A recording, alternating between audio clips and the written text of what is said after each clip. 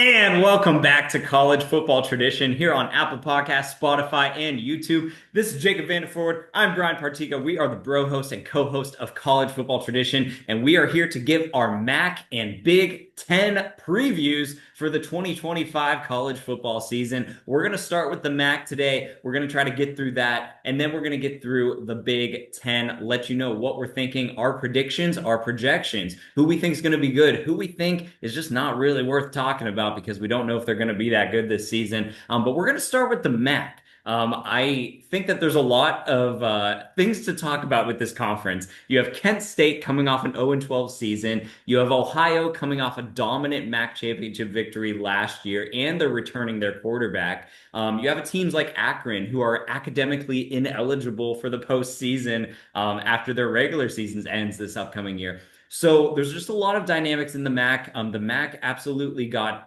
poached from the transfer portal, and we could talk about that as well. But Jacob, want to hear some of the teams that you're a little bit down on going into this season.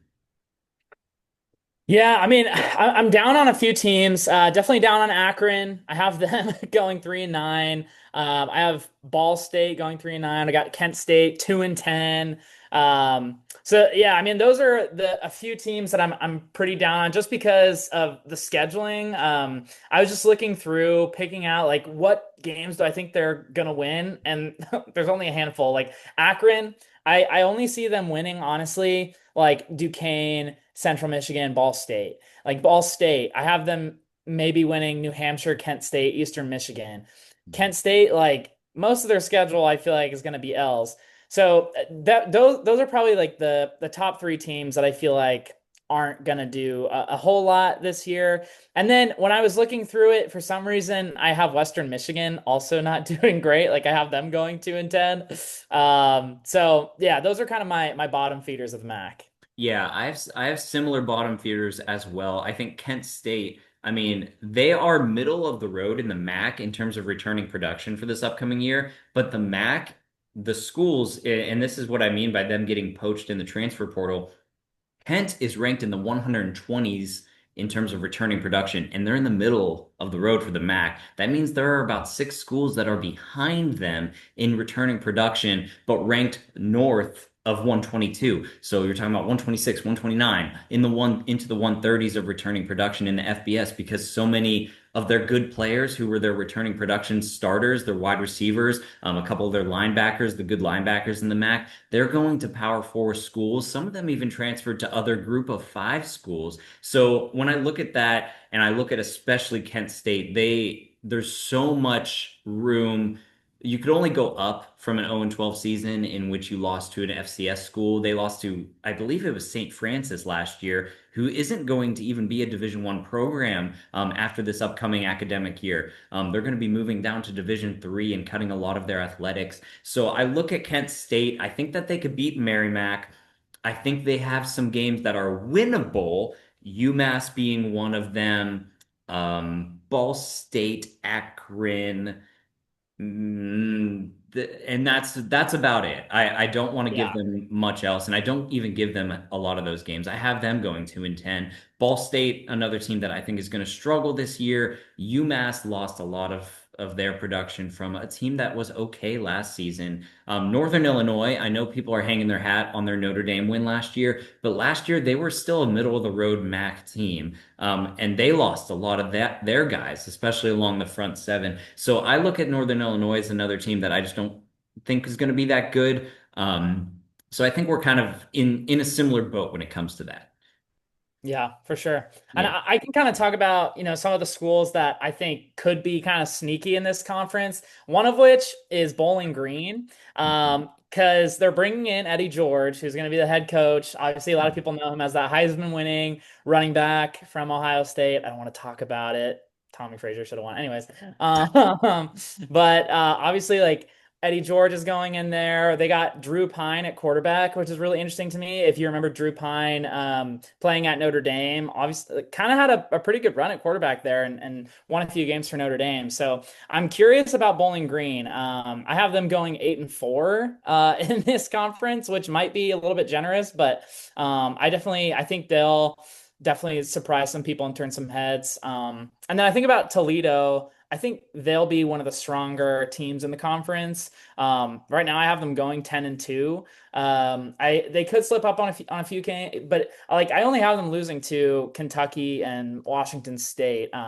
And mostly all the other teams are in their conference. So I think definitely a doable schedule for Toledo, and I think they'll be pretty strong. Obviously, I think about Ohio. They won last year. I think they might slip up a few times this year, but I think they'll be strong. And then, yeah, I got to have Bowling Green in there as kind of a X Factor team.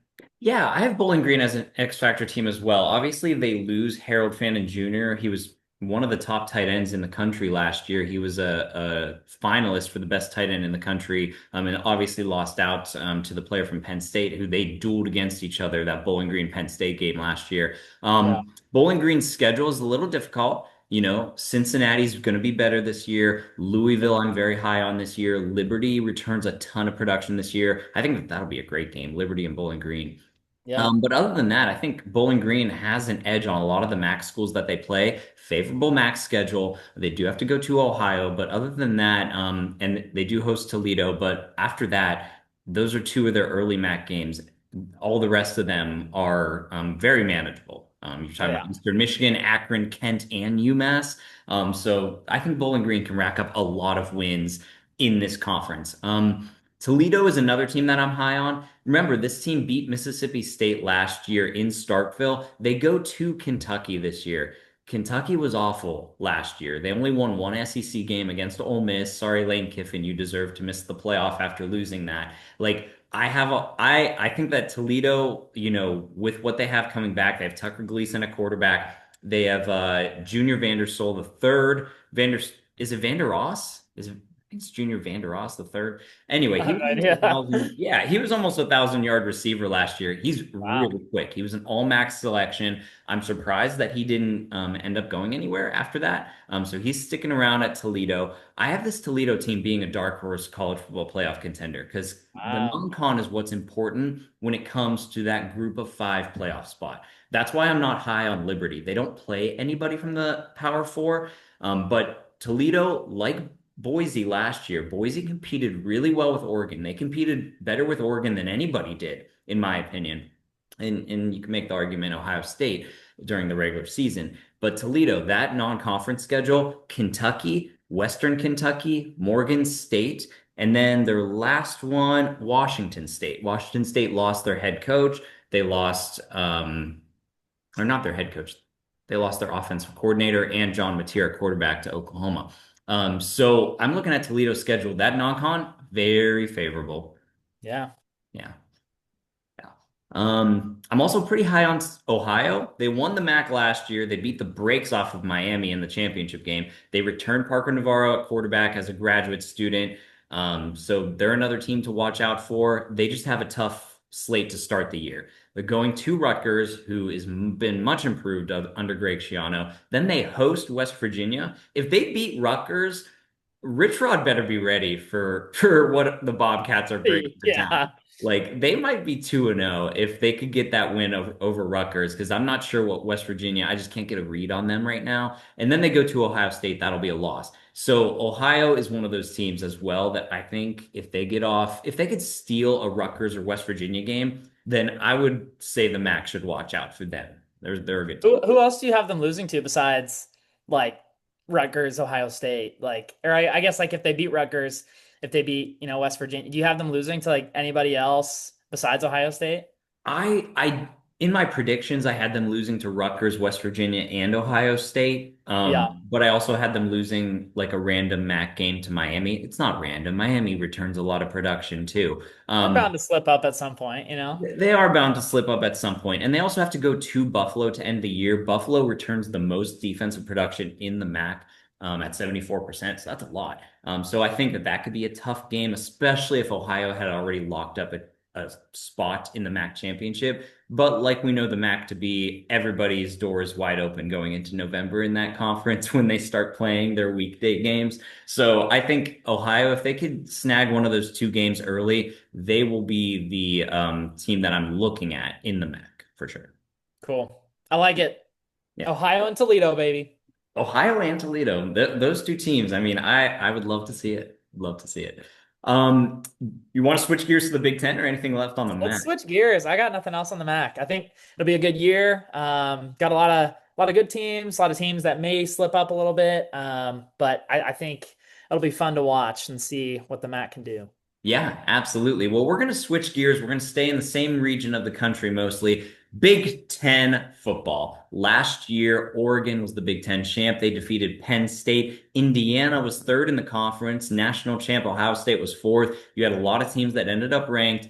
You had a lot of carnage in the middle, and I expect that again this year. And then you had some teams that really just took massive step backwards, and I'm still concerned that they're stuck in the mud. So who are those teams that you think are just kind of like behind the eight ball going into 2025? Yeah, I mean, I gotta say Northwestern. They had that long run for so many years where they were making bowl games. They had Pat Fitzgerald at head coach. They had, all those players that took them far. They were having 8-win, 9-win seasons. But now this year, I do have them going 3-9. I just don't think they'll have enough firepower. Obviously, they have Preston Stone at quarterback, former SMU quarterback. But I just don't think they have enough firepower to beat a lot of those top teams in the Big Ten. So definitely Northwestern is on the lower level for me. Think about Wisconsin too. I think I don't know, man. Like Luke Fickell could be on the hot seat, if not right now, but like after this season. I just don't know who like they can beat out of those upper echelon teams in the Big Ten because you look at like Alabama, they have to go to Alabama. They're going to lose that game. They have to go to Michigan. They're going to lose that game just because both of those environments are insane to play in. You think about the amount of talent, the quarterbacks that they have coming in. I think both of those teams are going to beat Wisconsin. Then they have Ohio State. They have Oregon. I think Washington is sort of a sleeper team. I think they might be able to make some noise. It's sort of like either way, they could be really good or they could be really bad.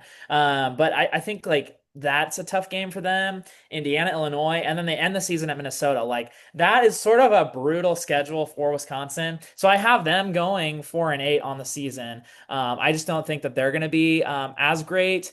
I also am not that confident in Michigan State. I think they'll be probably. I have them last in the conference, which is Whoa. scary for Sparty fans. But that's just where I have them right now. Even though Um, Aiden Childs is coming back, you think I mean, we didn't get to see enough of what I think he has in the tank last I year. guess I like personally though, when he was at Oregon State, I wasn't that impressed. And Mhm. like everybody was like, "Oh, he's like top quarterback in the transfer portal." I was like, I don't know, man. Like I just haven't seen enough. And like I guess Oregon State was, in like a down conference and like they had a great year that year with, Yeah. Jonathan Smith at, head coach and obviously he's there at Michigan State, but I don't know.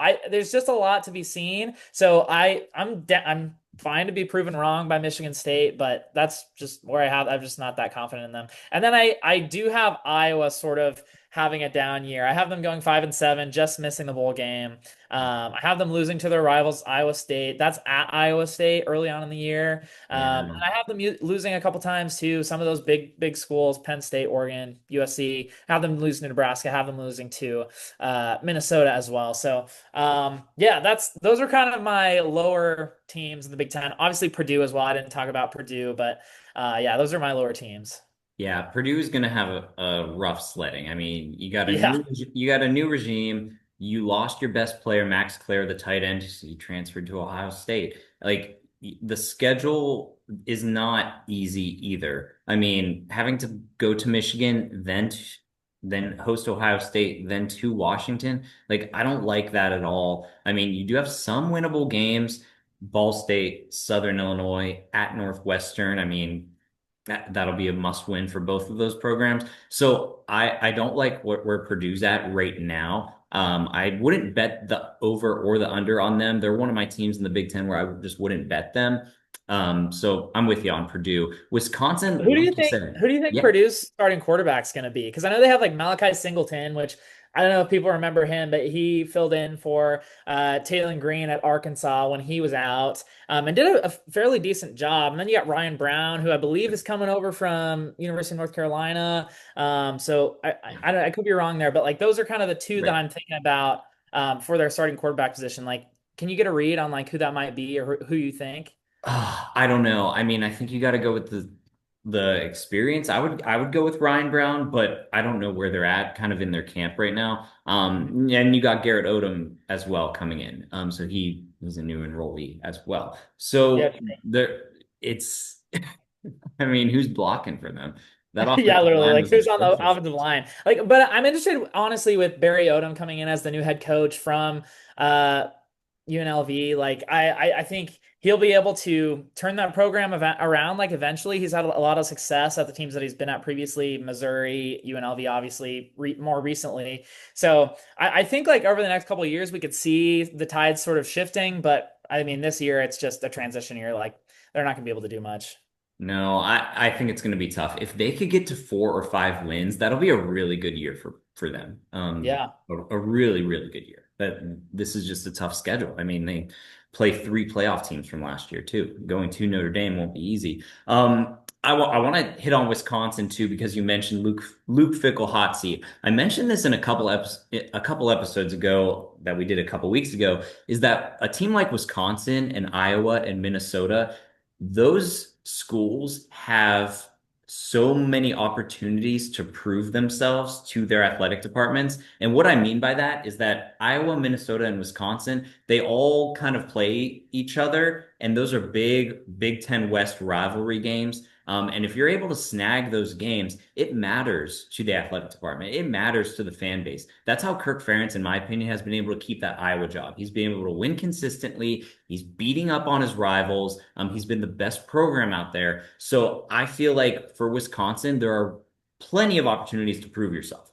You go to Alabama, you will be big dogs in that game. You go to Michigan, you host Iowa, you host Ohio State, you go to Oregon, you do host Washington. Like, I think that, and then you go to Minnesota to end the year. You also have Illinois on your schedule. So there's a lot of prove it games, especially in that Big Ten West makeup of the former Big Ten West. So I think for Wisconsin, there are Luke Fickell has to make a bowl game. I don't think if he misses a bowl game, I think he's out. And I think that if let's say he's 3-3 to start the year, I think things are getting dicey. If you're 3-3 going into the Ohio State Oregon stretch, I just would not like to be in that position. So that's where Do I'm you at. think that would he be fired like midway through the year, like if that happened, or do you think they'd let him, finish it out and wait to start the hiring process after the season's over? Oh gosh.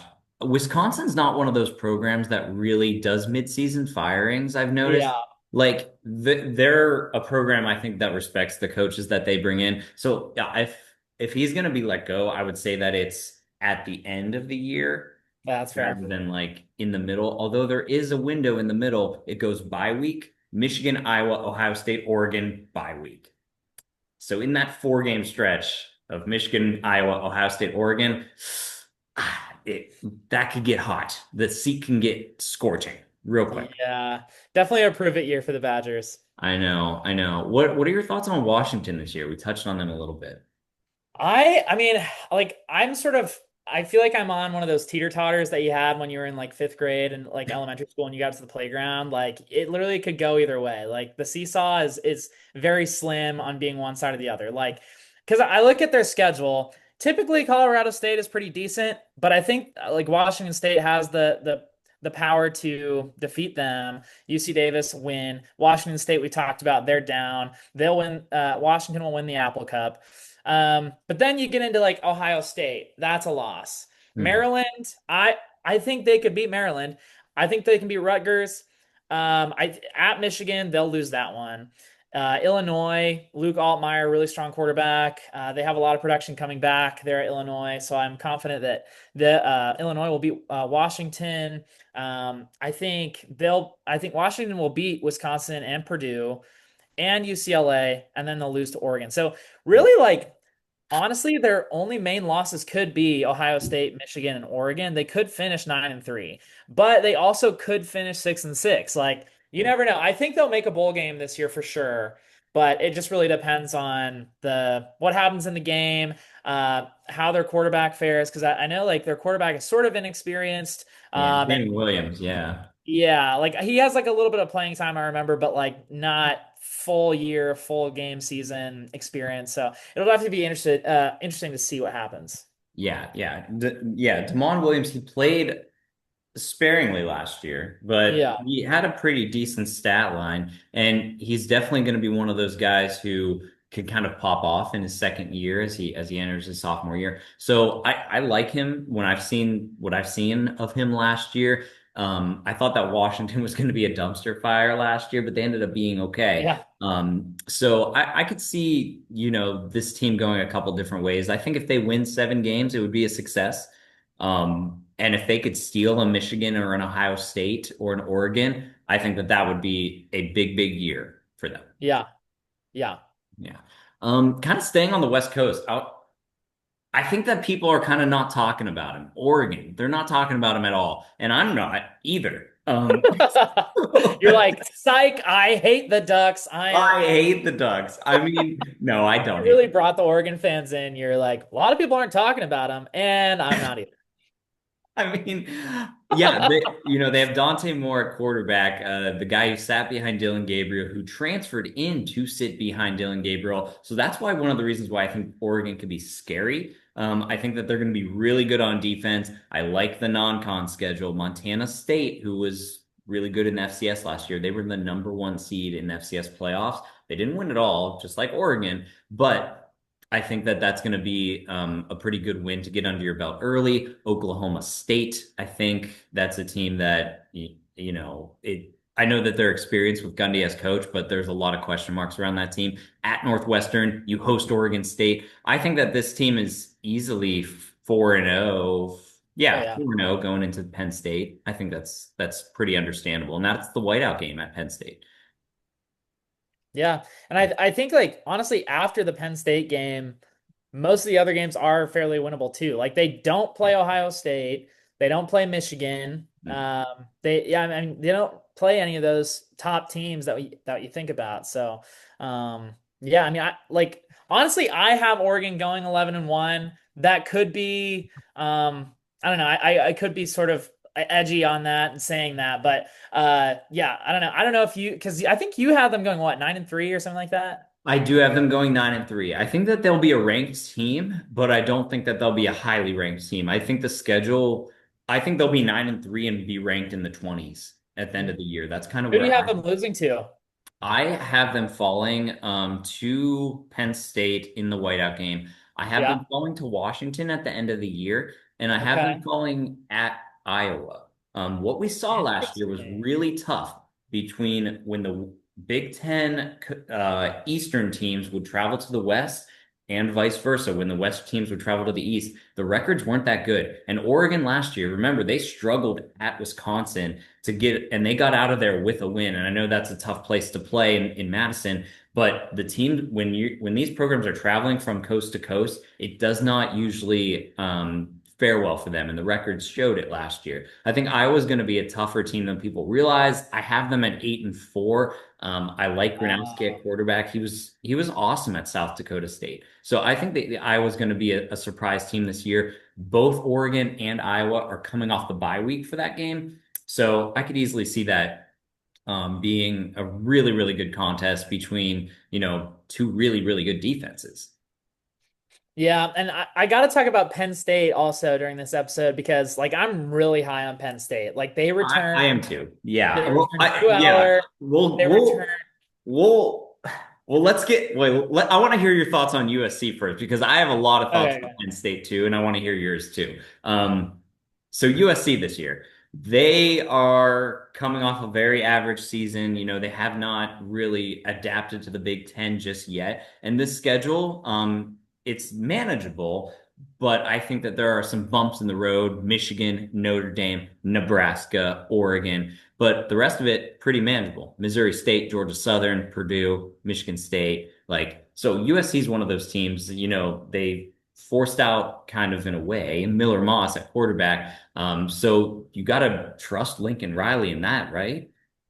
Yeah, I like Jaden Mayava at quarterback too. I think he showed a lot of flash and spark for that team, and I think they definitely have enough talent. Typically, they recruit really well. They, you know, it's nice weather out there. Like can't hurt that. But yeah, I think USC. I think Lincoln Riley is definitely another one of those coaches that's going to be on the hot seat too. Over the past couple of years, it's just been disappointing seasons for the Fight On fans. And so I think definitely they're losing to Michigan, Notre Dame, and at Nebraska. That's going to be really tough. And that Nebraska game last year at USC was really disappointing for Nebraskans because they felt like they had it in the bag, me included. And USC beat them. So I think that's going to be a revenge game for Nebraska. So those are three losses right there. And then not to mention at Illinois and at Oregon, like those are all away games for them. So like honestly, I don't see them going above 8 wins. I feel like 8 wins can be their ceiling. And I have 7-5. I have them going 7-5 to end out the year, making a bowl game, but still not pushing for that playoff spot. And I think USC fans are gonna throw a riot on that.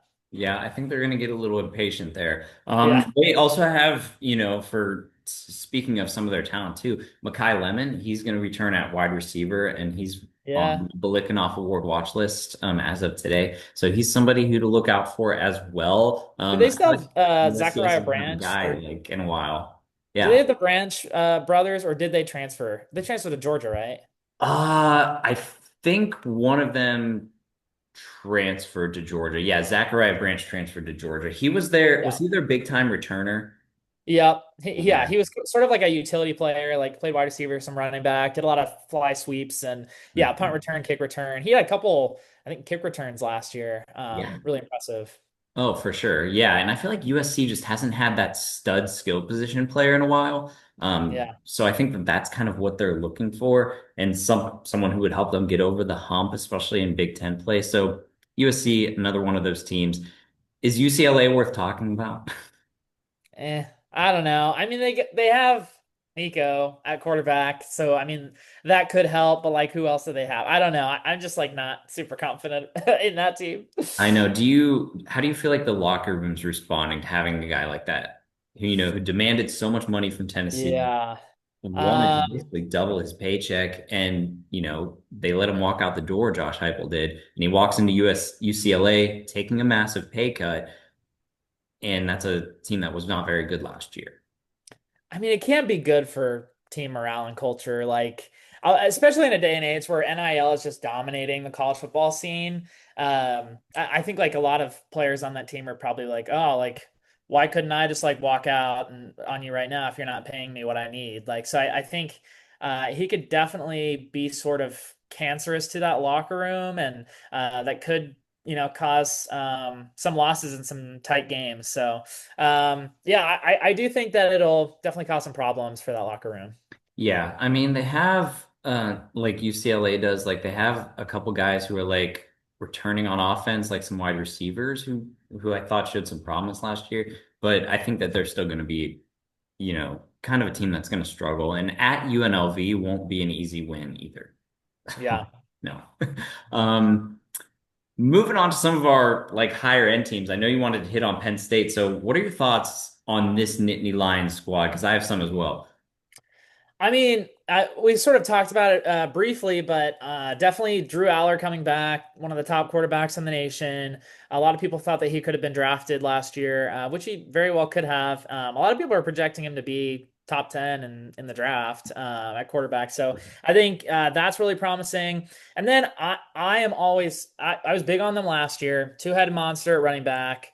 Nicholas Singleton and Katron Allen. I think both of those players are going to be really strong for Penn State. Both of them come back. Both of them produced big numbers last year. And so if you just keep handing those to the rock, I think great things are going to happen. The offensive line is going to push people for them. I think the defense is going to be strong, even with the loss of Abdul Carter in the draft. I think they still recruit really well on defense. Their secondary is typically really strong. So I don't really see a lot of problems for Penn State in this schedule. The only slip up I think they have is at Ohio State, but the rest of the schedule, I mean, I think they're going to be pretty dominant. Like I think they'll beat Oregon. That's at home. Like you said, that's the whiteout game.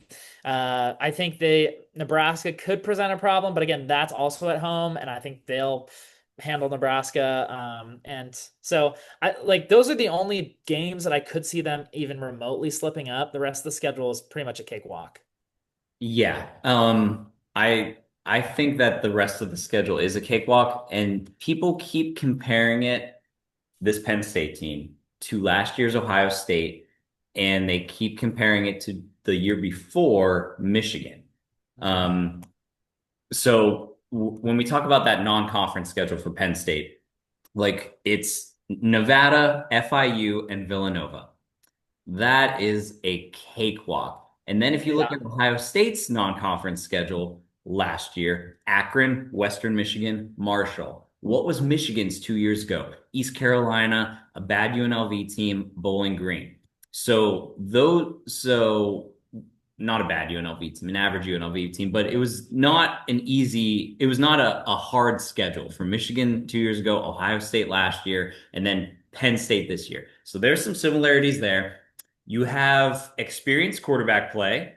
You had that with JJ McCarthy. You had that with Will Howard. You have that with Drew Allar. And I think Drew Allar is better than Will Howard was going into this last season and where JJ McCarthy was going into that championship year. You're returning two solid running backs. That's what Michigan did when they won. Ohio State did it last year. They brought in Quinshon Judkins and had Trevion Henderson. The big difference, though, that I'm seeing this Penn State defense is not as talented as last year's Ohio State defense. And they aren't as talented as 2 years ago's Michigan defense. So I need us to cool the jets on Penn State. I mean they are one of the favorites online to win the Big Ten. They're one of the favorites to win the national championship. It feels like a do or die year, and in many ways it is. But look at Michigan 2 years ago.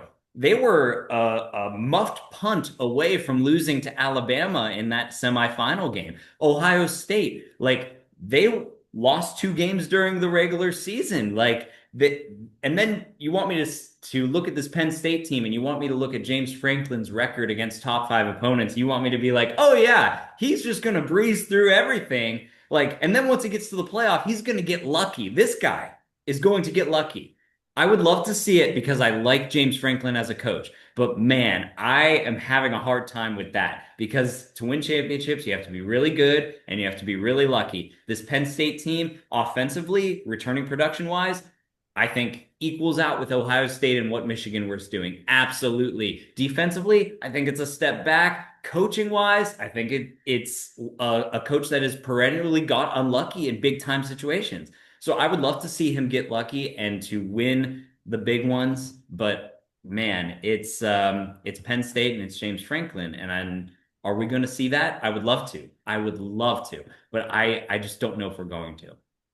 Yes, lay down the hammer. Let's go. Cool down the Jets. I'm Yeah. curious, like who in the Big Ten do you think could be better than Penn State? Or I guess taking a step further, like what teams across the country do you think stack up to be better than Penn State? Because I mean, I think there's definitely just like a handful of teams. You talk about the defense, obviously, yeah, I think it's definitely a step back with the amount of production that they lost this past year. But I'm curious, like what teams do you think are a step ahead of Penn State?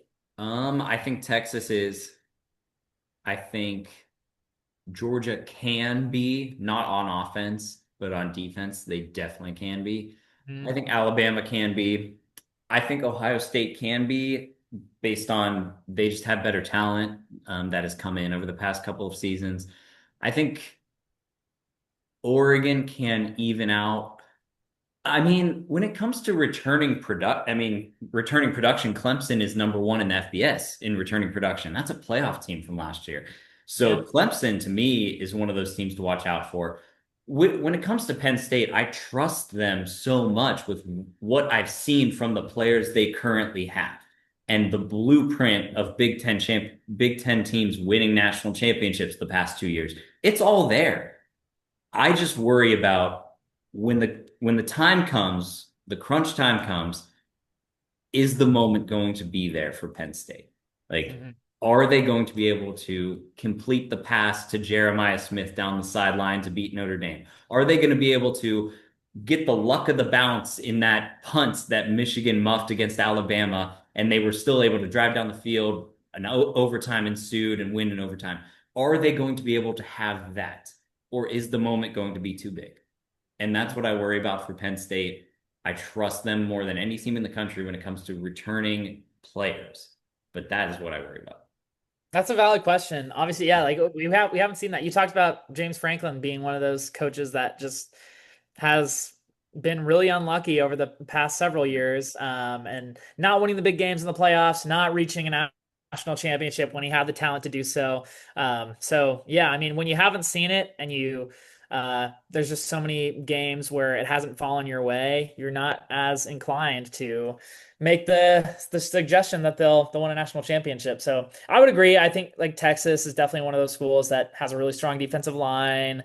Arch Manning, people are really high on. I'm still sort of like we haven't seen Arch Manning play a whole season.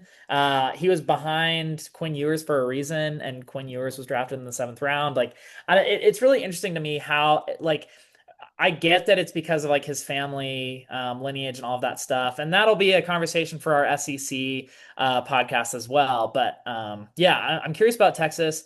I do think that Ohio State can even Penn State out. I think some of those SEC schools you talked about, like Alabama, Georgia, I don't know, but I still am like very high on Penn State, and I think they could prove a lot of people wrong this year just based on their past experiences. Yeah, and I would love for them to do so. I really, really would. I would love that for James Franklin. I would love that for that fan base. I would love that for Drew Allar, who I think is the best quarterback in next year's draft. So there are just a lot of things there. I Um, think it's a small window too. Like I think this is their only real opportunity to win that national championship because a lot of this returning production is going to be gone, and they're going to have to rebuild that from the ground up. So I think this is their main opportunity to do that. So we'll see what happens. Yeah, it absolutely is. But moving along from the Nittany Lions, I want to get into some other schools like Nebraska. I mean, Dylan Raiola returning for another year under the helm. You have Matt Rule coming in. Is it year three of Matt Rule now? Yeah. Yeah, year three of Matt Rule. What is your opinion on the Nebraska Cornhuskers going into this year? I think that the schedule plays out for them. I think that Raiola is going to take a leap this year. But what do you think? Yeah. So you think about year three and the history of Matt Rule's career. Take a look back at Penn State. Penn State. He played there, but he didn't coach there. Earlier on as an assistant coach. Meant to say Temple. You think about Temple. You think about Baylor. All of those schools. Year three was really that turnaround, full turnaround year. Year two was sort of that transition. They sort of did well, but maybe not as well as they would have liked to. So I think we definitely took a step forward last year, but I think this year, year three, is definitely the year that we're going to take that big leap. You've seen that over the course of history. So I look at the schedule of Nebraska, Cincinnati at Arrowhead Stadium. All the stars of the Chiefs are going to be there. You know, Patrick Mahomes is going to be there to support Dylan Raiola. The Everybody thinks that Dylan Raiola tries too hard to be Patrick Mahomes, so we'll see, what the fits look like pregame. I think they'll beat Akron, obviously. They'll beat Houston Christian. Michigan, I got them slipping up against Michigan, although that is at home for Nebraska. I think that'll just be a tough game and definitely one of their first, slip ups of the season. But with those losses comes growth. So I think that next game against Michigan State, they'll win. Maryland win. Minnesota win. Northwestern, obviously, USC, UCLA, and then they'll lose to Penn State. I mean, USC could be a slip up game. We'll see. Minnesota typically gives Nebraska problems, so I could see that maybe happening, but Penn State for sure. And then I think for once in their lives, they're going to beat Iowa in that Black Friday game. So I'm sort of confident in that Nebraska could go 9-3, 10-2, and make some noise. They'll be ranked. They could potentially make one of those top tier bowl games. Would love to see them in a CFP playoff spot, but I don't know that that's going to happen. But really confident in year three of Matt Rule's regime. I think the coaches that they brought in, you think about Terry Braden, who comes from the Chiefs as the defensive line coach. He coached up Chris Jones and all of those players. You look at Addison Williams, who is the secondary coach coming in from UCF. he's had a lot of great rave reviews. Da'Keil Shorts Jr. is the new wide receivers coach, and I think that wide receiver room is going to be really talented. You think about Ja'Cory Barney Jr. He's sort of that all-around utility player. He can do kick returns, punt returns, play slot, play in the backfield. X factor for me is Carter Nelson and Heinrich Harburg at tight end. We lost Thomas Fidone last year at tight end, and we bring in Heinrich Harburg, who was a quarterback for a while, but really beefed up in the offseason, and it just runs hard, plays hard. So I think he'll be sort of a star on that team this year that a lot of people don't really think about. Carter Nelson as a 5-star, high 4-star recruit, I think he'll be really strong. And then you bring in Dane Key from Kentucky, who played really well last year, and Isaiah Hunter from California. Both of those players were top transfers in the portal. So really excited about the wide receiver room. Defensive line, I'm also sort of high on. A lot of people aren't, but you think about Cam Lenhart. We did have Princewell Uman Yellen, who left. I believe he's at Ole Miss or Florida, one of those schools. But he was really strong with us. But Cam Lenhart, I think, was a lot stronger, and I think he'll definitely be in the 7 to 8 sack range this year. Riley Van Poppel on the defensive line. I'm curious about the secondary. We return a lot of production, but typically the Nebraska secondary gives up a lot of touchdowns. So I'm curious about that. But you But look the at good thing is, like the Nebraska defensive line, like you said, being good matches up really well against some of the offensive lines they're going up against. That's fair. That's fair. They, And then I do want to right. say quickly too, the offensive line for Nebraska is also going to be really promising because you bring in Elijah Pritchett at offensive tackle from Alabama, who was a starter at Alabama. You have Rocco Spindler, who was just in the national championship at Notre Dame at guard. I'm curious about center, but people are raving about Justin Evans. So I think he'll be pretty strong. And then you bring back Teddy Prohaska at tackle. You bring back Turner Corcoran. So there's a lot of strong talent on the offensive line too, and people like Matt Rule is saying offensive line is hell on wheels. So definitely pretty high on Nebraska. Y'all know that I'm a Nebraska fan, so I'm gonna hype them up. But that's enough of me talking about Nebraska. I want to hear your thoughts, Brian.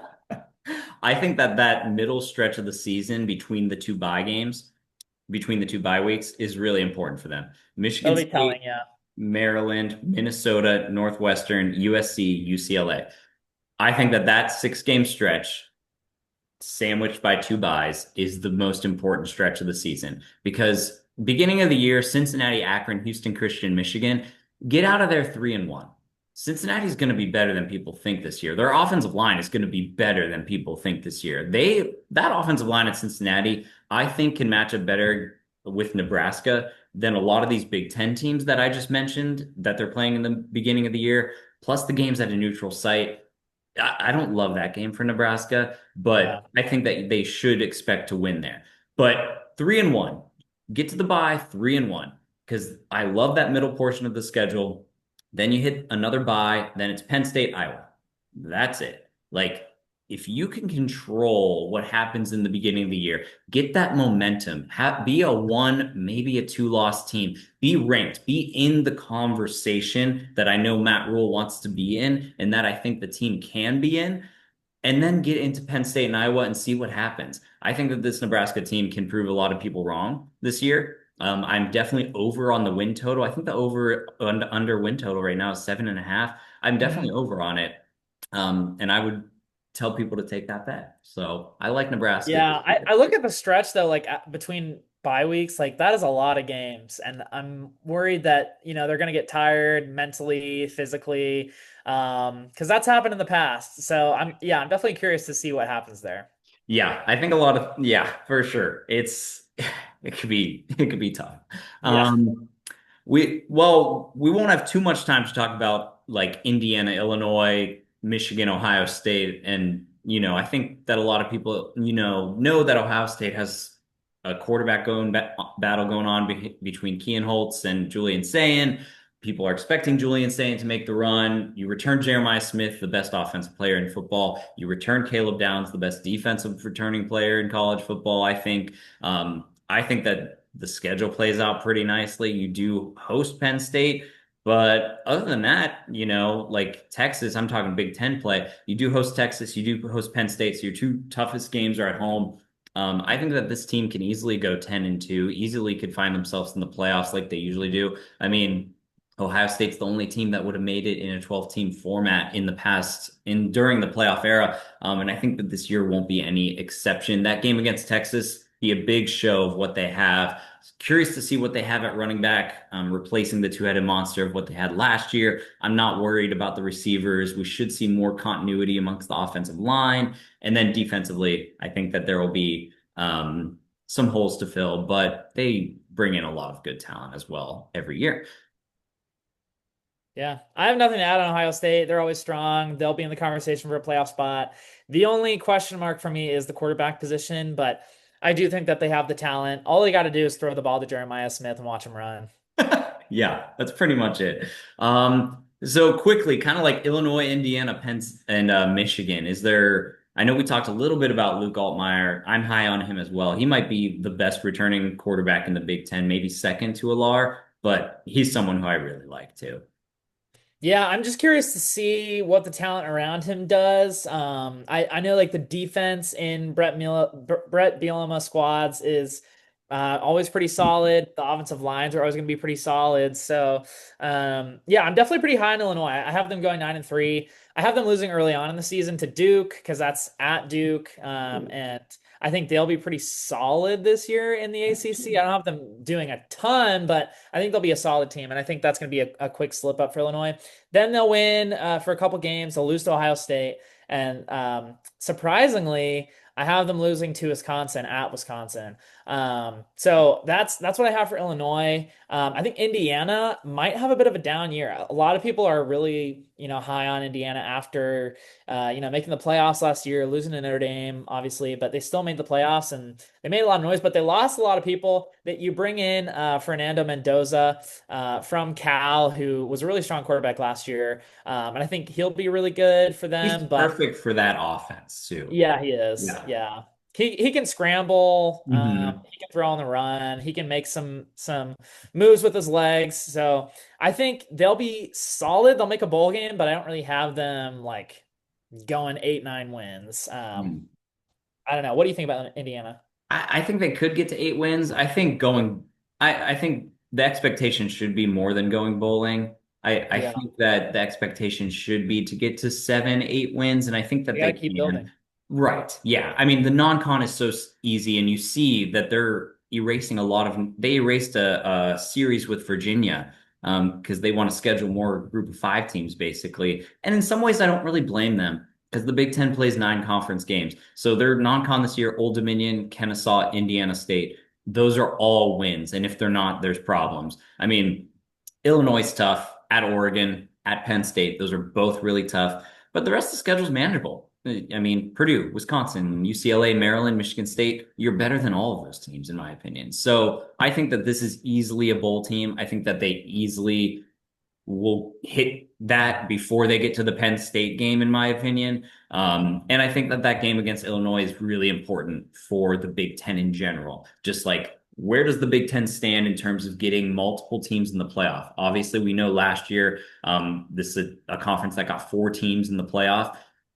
Indiana versus Illinois in week 4 of the college football season is going to be really important just to see where the Big Ten is at and see who could possibly be that number 4, that fourth team, I should say. Yeah. Yeah. And then quickly, Michigan. Bryce Young coming in, one of the guys who's just being compared to Cam Newton, and people are saying he might even be better than Cam Newton.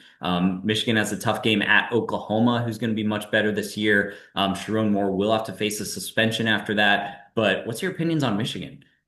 Yeah, Bryce Underwood, obviously, like, tall in stature. I think he's like 6'4", 6'5", got a powerful arm, number one overall in the recruiting rankings over the past couple years. So, yeah, I'm really curious to see what he can do. I think he'll be one of the strongest quarterbacks to come out of a class within recent memory. But I think Michigan, I don't think they're going to be able to They might make a playoff spot this year. I see them losing to Oklahoma. I really like John Mateer at quarterback for Oklahoma. I think Yeah. he is definitely in the Heisman race. So that's at Oklahoma too. So I think they'll lose then. I think they'll slip up at USC, and I think they'll lose at Ohio against Ohio State. So those are my three losses for Michigan. I think they'll win the rest of their games, but solid year for Michigan. But you're bringing in a lot of new talent, new personnel. So I'm definitely curious to see what Michigan can do. But I got them going 9-3. Okay. Yeah, I have them similarly. I'm thinking they're going to be an 8-4 team. I think that they're going to get ranked towards the end of the year. I love how they finished last season. That win against Ohio State, I mean, they just played them like a fiddle. And then that win against Alabama. Alabama did not have that many guys opt out of that game. So the way Sherrone Moore gathered that team after a very roller coaster year, the definition of a roller coaster year, he gathered them, they beat their biggest rival, and they beat the best program of the past 10, 15 years. Like that's how they ended the year. And that's how they're entering this year with a really strong defense, a very, very promising quarterback, the most promising player in the country, and a schedule that plays out for them. So you have Ohio State at home. You don't have to worry about Penn State. You don't have to worry about Oregon. Your road games are pretty manageable at Maryland, at Northwestern, at Michigan State, at USC will be tricky, and at Nebraska will be tricky as well. But your schedule for the Big Ten, it plays out for you pretty well. And obviously you have that 4 game win streak against Ohio State. So I think that this is a Michigan team that should have playoff aspirations. Do I think that they'll get there? No. But I think that Bryce Underwood will be one of those guys who eventually gets Michigan there. I'm not Yeah. sure if it's this year though. And it's year one. Like he'll have plenty of time. I think he'll be sort of similar-ish to Dylan Raiola. I think they'll have a better year than Nebraska did this past year. But I think the trajectory of what each player can do is sort of similar. So I think definitely by year two, year three, Michigan will be in that playoff conversation. Right. Yeah, I definitely think so as well. I think if they would have, I mean, heck, if they would have won, one of those coin flip games this year, they probably would have been a lot more into that conversation later in the year, especially November. But yeah, Michigan team to watch out for. Big Ten, really exciting year coming up. Yeah. Any final thoughts on Big Ten before we dip out of here? I don't think so. I mean, I've said it a lot, but I think the Big Ten is one of the strongest conferences in the country. I think it's always going to be Big Ten, SEC, like those are the perennial superpowers of college football. So I'm really excited to see. I was watching, I think Josh Pate's podcast, and he was Yeah. talking about the sort of like upper echelon first tier of the Big Ten and then the second tier of the Big Ten. And I'm really curious to see what the second tier teams of the Big Ten can do because I mean, you always think about like Ohio State, Penn State, Oregon, Michigan. Those are like your That's the top tier top tier. teams Yep. of the Big Ten. But then like your second tier, you typically think about like Iowa, Wisconsin, Minnesota, like Nebraska, like they're sort of getting there. Michigan State, you used to think about being in that second tier, They used but to now be that top tier.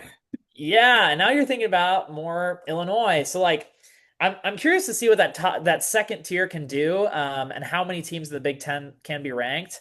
But I'm really high in the Big Ten. I think they're going to have several teams ranked. I think they're going to have really strong records, and I think they'll be competing for another national title this year.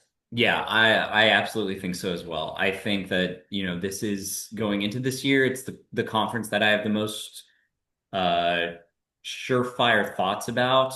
Like the SEC, we'll get to that in 2 weeks about the questions that we have around those teams. But yeah, the Big Ten, I'm liking what I'm seeing going into this year. A lot of returning production, a lot of strong teams at the top in the upper middle of that conference. The Nebraskas, Illinois, Indianas, they're going to be in positions to maybe get into that playoff scenarios. So yeah, Yep, I like it as well. All good right. stuff. Nice. Well, great episode. We covered the Big Ten, we covered the MAC. Let us know how we did in the comments. Continue to follow us on social media. We're going to continue giving these conference previews as we get to the first week of the season coming up here. We'll probably get to ACC next week, I think. Yes, sir. Let's get Yeah, it. sure. Nice. Well, it's great to be back. It's great. We're a few weeks away from college football. For Jacob Vanderford, I'm Bryan Partiga. This is College Football Tradition. Peace out, fam.